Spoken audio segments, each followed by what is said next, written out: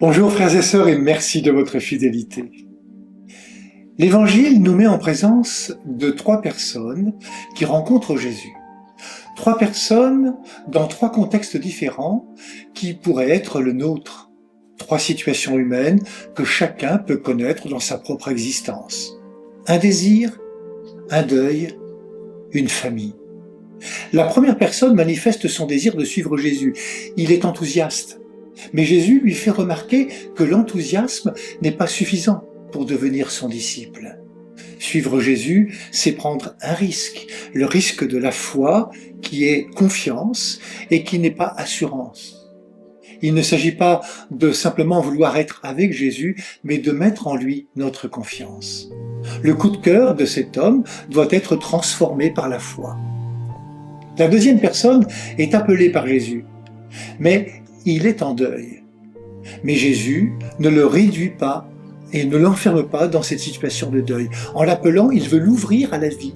Il lui donne une raison de vivre qui apporte un sens à l'existence. L'identité de l'homme que Jésus appelle ne se réduit pas à être le fils d'un défunt. Là encore, il l'appelle à la foi, à la confiance.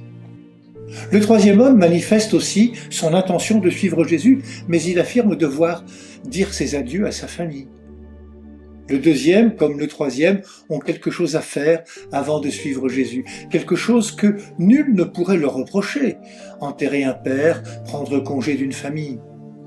Ils manifestent une priorité bien marquée dans l'Évangile. Permets-moi d'aller d'abord enterrer mon père. Laisse-moi d'abord faire mes adieux aux gens de ma maison. Être en deuil n'empêche pas de devenir disciple. Avoir une famille non plus ne rend pas incapable de devenir disciple. L'un et l'autre sont appelés à la foi, à une conversion intérieure, un mouvement intérieur qui leur permettra de mettre Jésus au centre de leur vie. Ce qui change quand on devient disciple, c'est la manière d'être, la manière de vivre les événements qui surviennent, la manière de faire face à un deuil ou à un autre événement ou bouleversement d'existence. Ce qui change, c'est la manière d'agir et d'être en famille et dans toutes les relations. Car la foi, c'est croire qu'il y a en Christ une ouverture, un chemin d'humanité et de vie, quoi qu'on ait à affronter et même dans l'ordinaire de la vie quotidienne.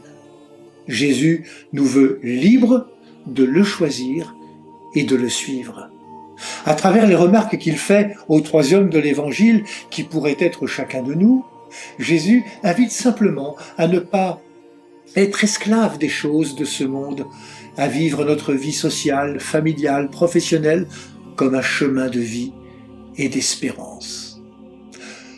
Bonne fête à toutes les Thérèses, bonne fête aux frères et sœurs de tous les Carmels.